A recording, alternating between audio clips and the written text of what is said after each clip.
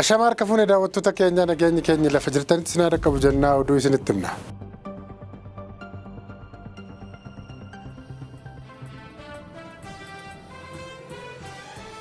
Itoophiyaatti piroojeektiin annisaa aduu jalqabaa kiiloowaattii 100 maddisiisu har'a eebbifame.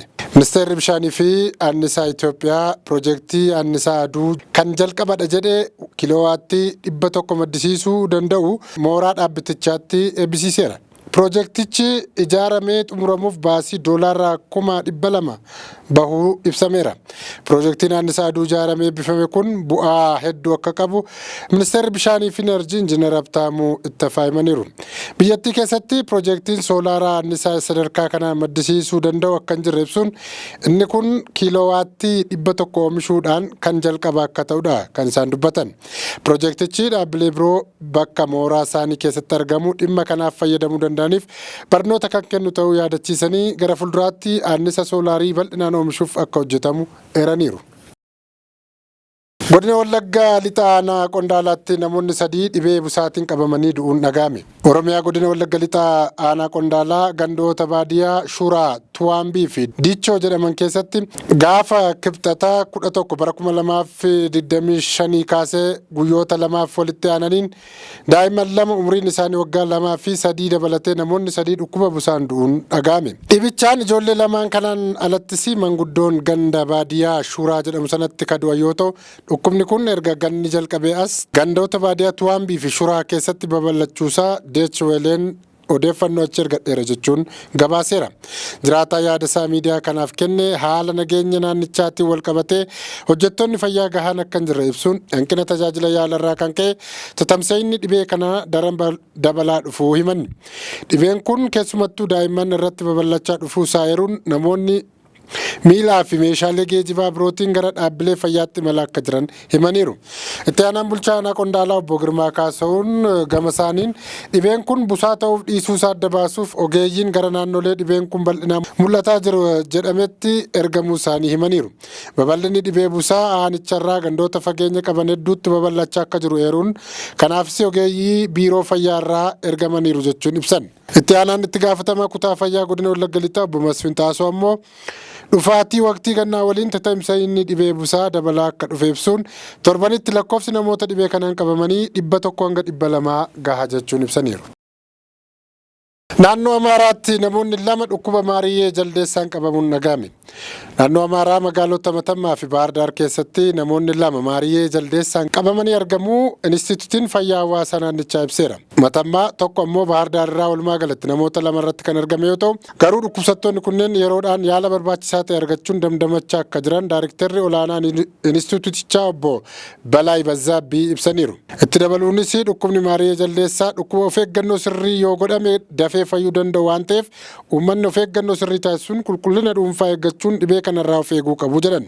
Akka gabaasa Ministeerri Fayyaa Itoophiyaa fi Inistituutiin Fayyaa Itoophiyaa waliin qindeessanii gabaasa baasanitti Itoophiyaatti haga waxabajjii 11 bara 2025tti lakkoofsi namoota dhukkuba maariyyee jaldeessaan qabamanii 18 gaheera. Namoonni 2 dhibee kanarraa bayyanachuu kan agarsiise gabaasni Ministeera Fayyaa Itoophiyaatti erga weerarri vaayirasichaa mudatee as walumaa galatti guutummaatti ammoo namoota 200 dhiiga isaanii laaboraatoorii keessatti qoratamaa akka jirudha kan inni beeksise.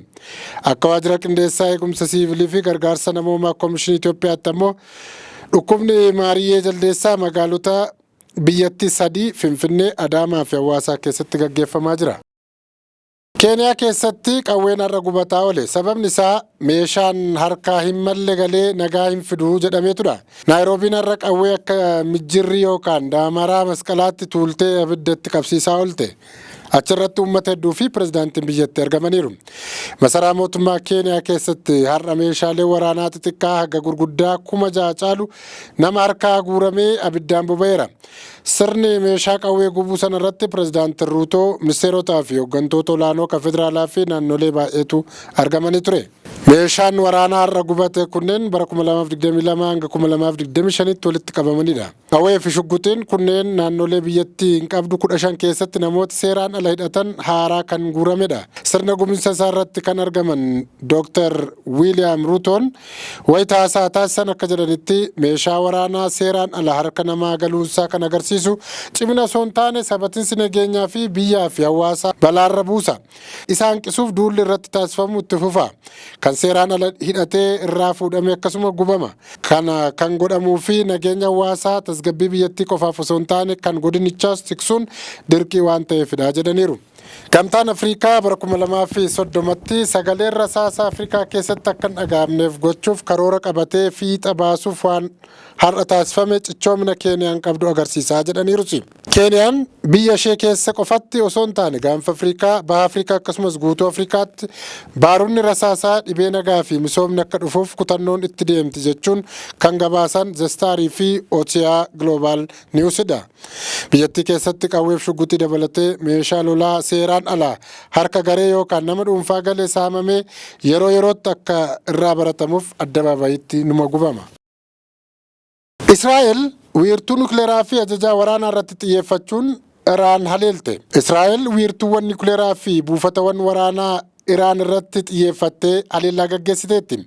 Haleellaa Israa'el kanaan saayintistoonni nukleeraa Iraanii fi hoogganaa eegduu warraaqsaa Iraan dabalatee namoonni hedduun ajjeefamuu miidiyaaleen gabaasaa jiru. Ministeerri muummee Israa'el Beniyaamin Netanyahuun lammiileen Israa'el qajeelfama waraanaa akka hordofan dhaamaniiru. Yeroo dheeraaf bakka da'oo qabu keessa turuu akka danda'anis yaadachiisaniiru. Netanyahuun haleellaa Iraan irratti gaggeeffameen baay'ee milkaa'aadha jechuunis ibsan. Garuu Israa'el amma haleellaa deebii Iraan irraa dhufuu maluuf jecha labsii yeroo muddamaa labsiteetti. Gama biraan Iraan haleellaa irratti gaggeeffameef deebii quubsaa ta'e siifan kenna jettee har'uma ganama haleellaa xiyyaara nammaleeyyii 100 ol gara Israa'elitti furguggisteetti. Haleellaa amma bahaa giddu galeessatti ta'aa jiruun yaaddoo ta'eeraa jedhe mootummoonni gamtoomanis. Dhagaan kabajamtoota daawwattoota keenyaa oduu har'aaf jennee kanumaan goolabnaa turtii gaarii isiniin jenna.